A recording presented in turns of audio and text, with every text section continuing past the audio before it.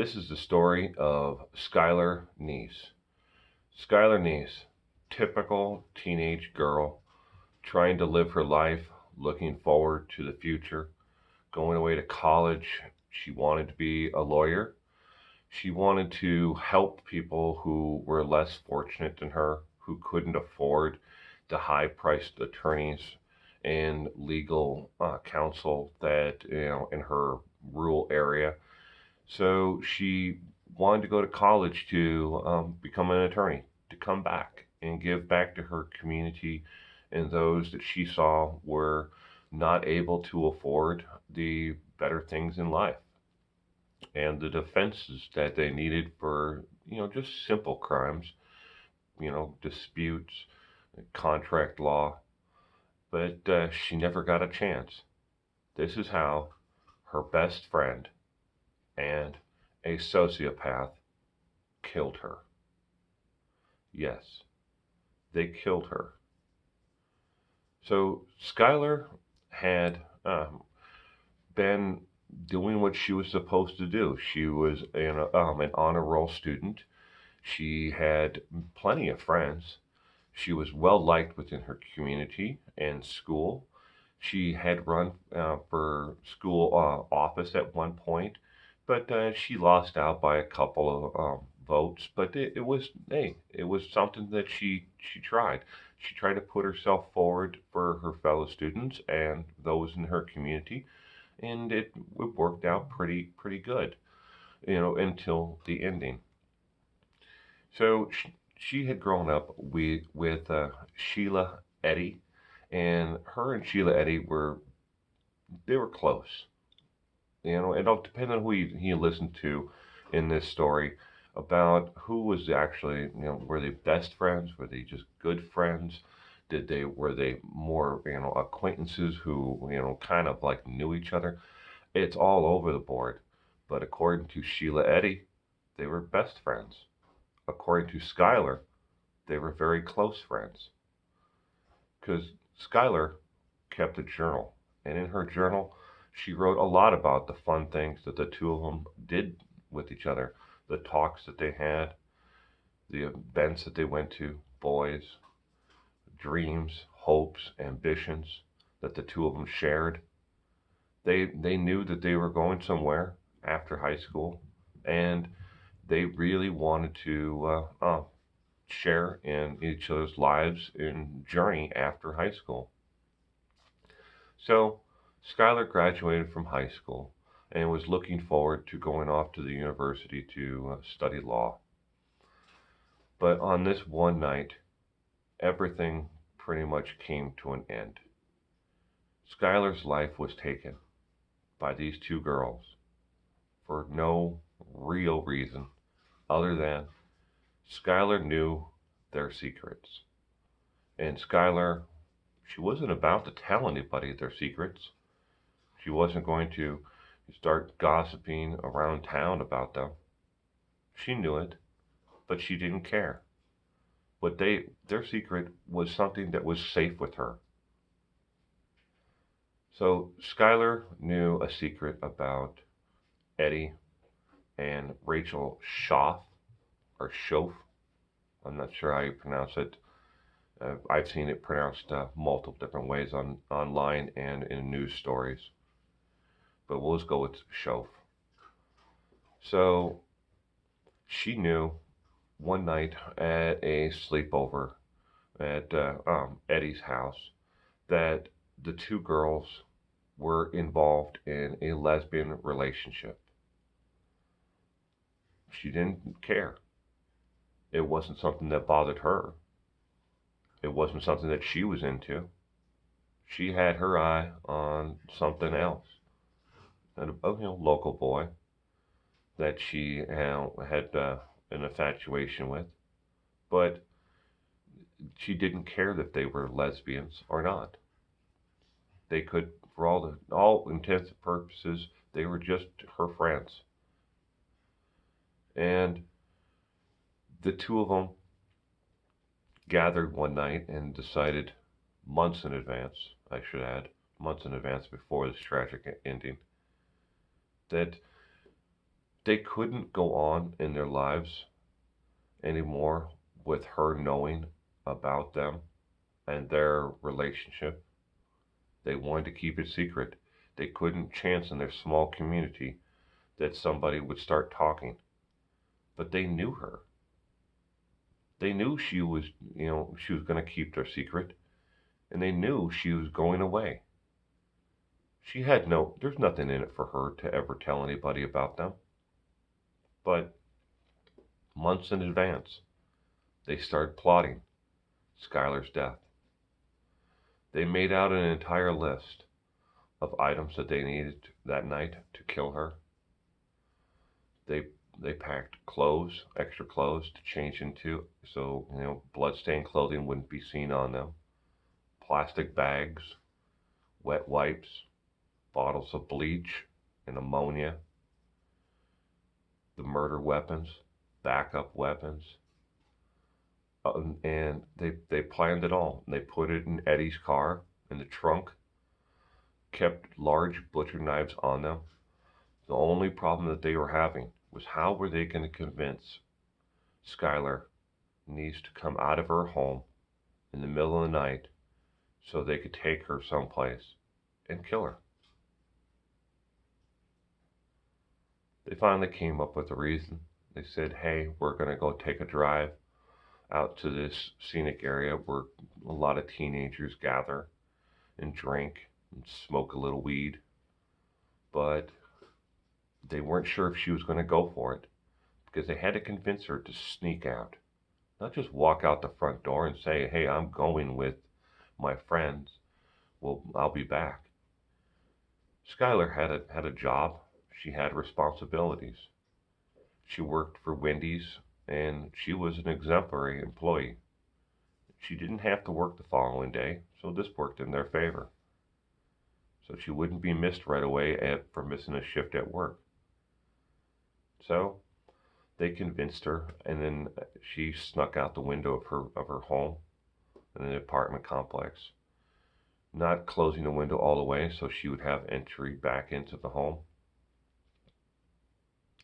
They got her in the car, and they drove, and then they went past the area that they said they were going to, and they said that they wanted to check out another area across the state line into Pennsylvania.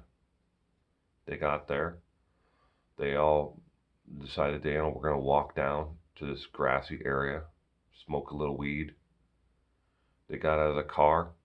Both of them had 8 and 10-inch butcher knives on them, hidden on their body. One was hiding it in an inside coat pocket. The other one had it in the sleeve of her coat. Her best friend had a 10-inch butcher knife on her. So they started walking, and they said, oh, we forgot the lighter. We need a lighter to... And Skylar said, oh, I have one in my purse. Let me go get it.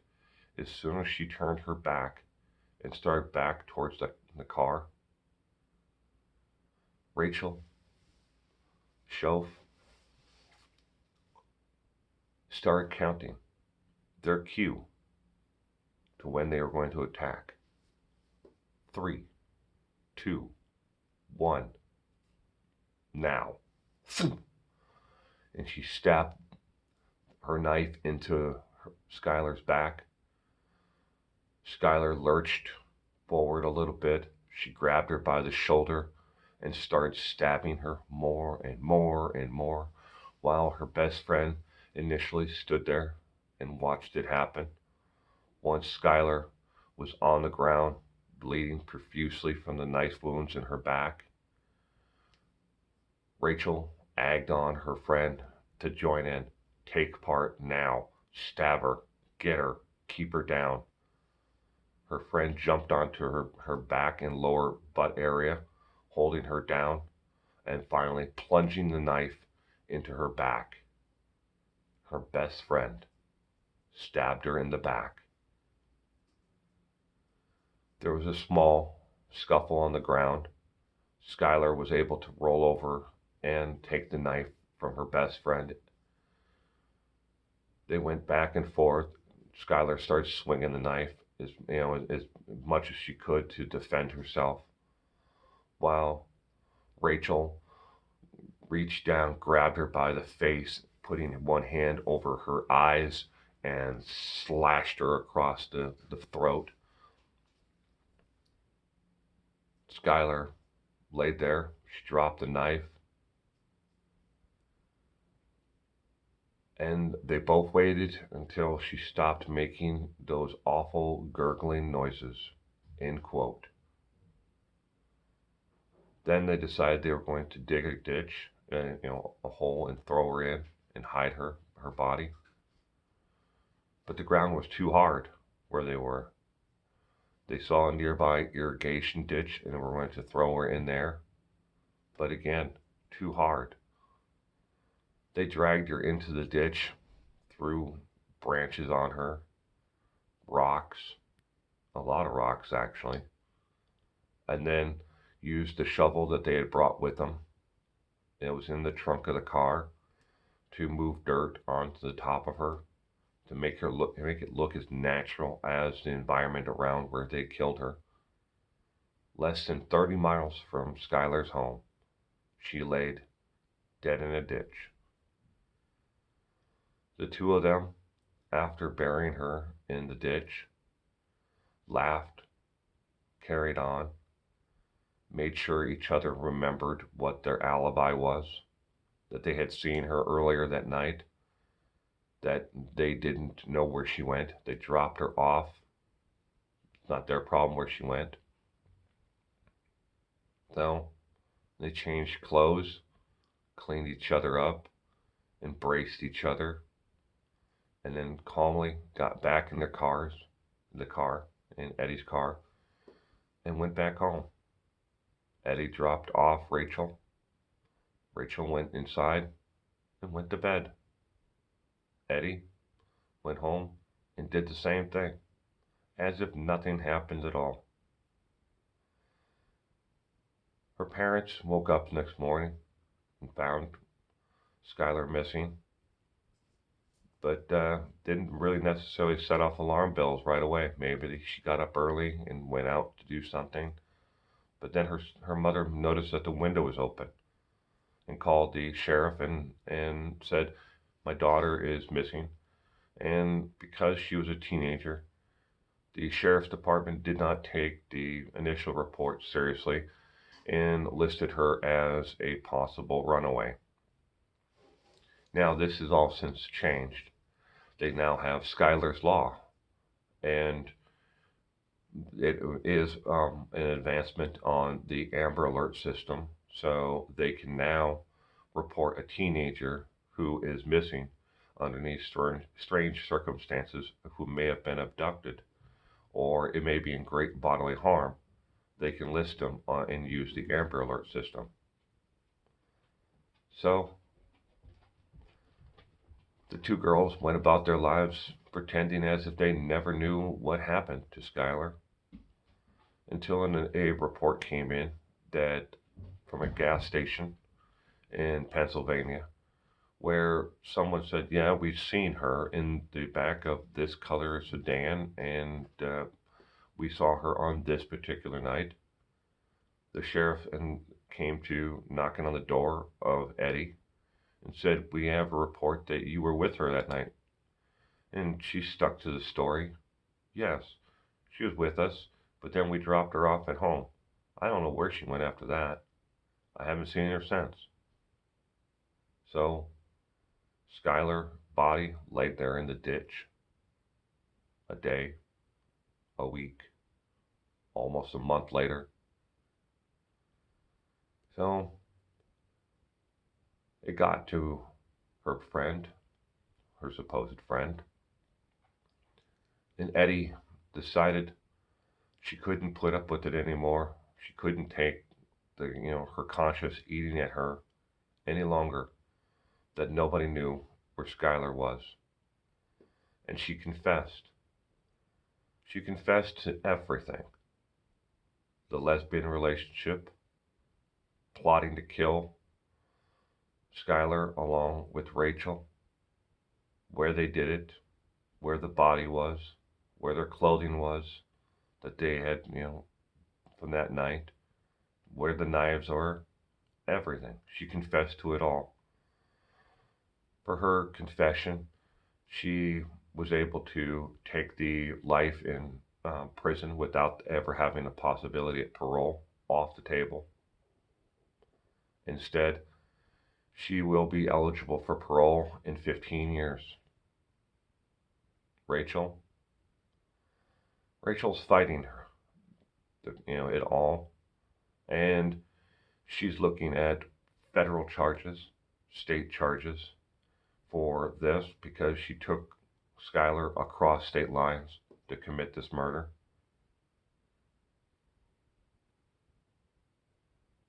Her best friend killed her because she was afraid that she was going to tell her story. Two teenage girls took out a fellow teenager because they didn't want her to tell anyone their secret. Sad, sad world we live in, that something like this is even possible. Well, thanks for stopping by and checking out today's video. And I know the name change kind of, messes with people a little bit, but this is officially the last Murder and Coffee episode. Next Monday, it will change to Crime and Punishment in the AM. So, I'm sorry, but I have to do it. You stay real.